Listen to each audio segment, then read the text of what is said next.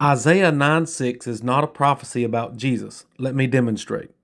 It says, "For unto us a child is born, to us a son is given, and the government shall be upon his shoulder, and his name shall be called Wonderful Counselor, Mighty God, Everlasting Father, Prince of Peace." We need to read verse 7 also.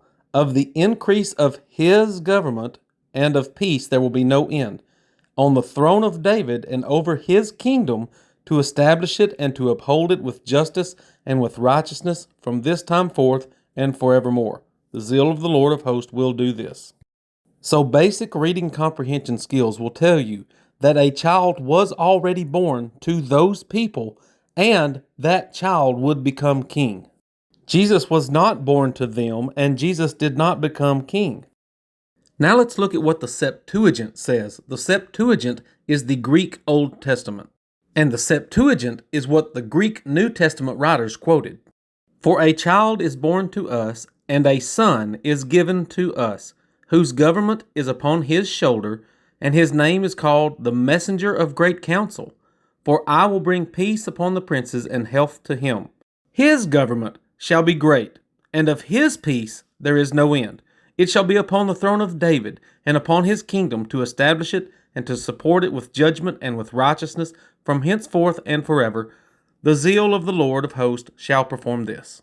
There is a significant difference in that the Septuagint does not say that his name will be called Everlasting Father, Mighty God. But I'll come back to that. Now let's look at Isaiah chapter 1, verse 1, which gives us the context of the book. "The vision of Isaiah the son of Amoz, which he saw concerning Judah and Jerusalem in the days of Uzziah, Jotham, Ahaz, and Hezekiah, kings of Judah." Now for more context, let's look at 2 Kings chapter 16, verse 20. "And Ahaz slept with his fathers and was buried with his fathers in the city of David, and Hezekiah his son reigned in his place."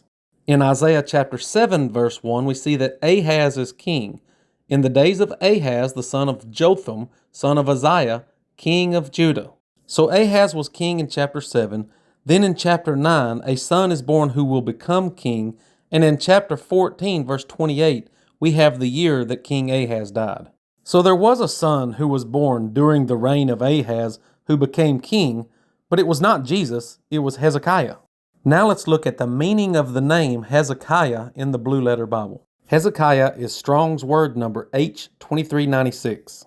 The name Hezekiah is made up of two root words, 2388 and 3050. 2388 is the word hazak, and it means to strengthen or to be strong. 3050 is the word Yah, and it is the shortened form of Yahweh, who is the everlasting Father. So Hezekiah's name literally means the everlasting Father is my mighty God. Now I want to show you another example of how biblical names are associated with their meanings. The name Samuel is Hebrew word number 8050, and it also has two root words, 8085 and 410.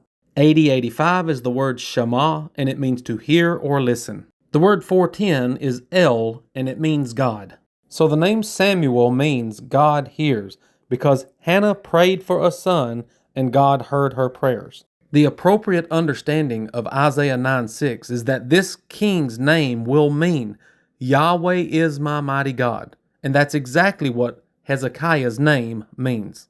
Jesus was not born to them. The government was not on Jesus' shoulders. Jesus' name does not mean Yahweh is my strength, and Jesus never sat on the throne of David, but Hezekiah did. Christians will say, but Hezekiah's reign didn't last forever. But let me demonstrate how forever only means until that king dies. In 2 Samuel chapter 7, starting in verse 8, it reads, "Now therefore, thus you shall say to my servant David, Thus says the Lord of hosts, I took you from the pasture, from following the sheep, that you should be prince over my people Israel. And I have been with you wherever you went, and have cut off all your enemies from before you. And I will make for you a great name, like the name of the great ones of the earth. And I will appoint a place for my people Israel, and will plant them, so that they may dwell in their own place and be disturbed no more. And violent men shall afflict them no more as formerly." Well, God didn't keep that promise. "Moreover, the Lord declares to you that the Lord will make you a house. When your days are fulfilled and you lie down with your fathers, I will raise up your offspring after you, who shall come from your own body, and I will establish his kingdom. This is clearly a reference to Solomon, not Jesus. He shall build a house for my name, and I will establish the throne of his kingdom forever. I will be to him a father, and he shall be to me a son. When he commits iniquity, I will discipline him with the rod of men, with the stripes of the sons of men.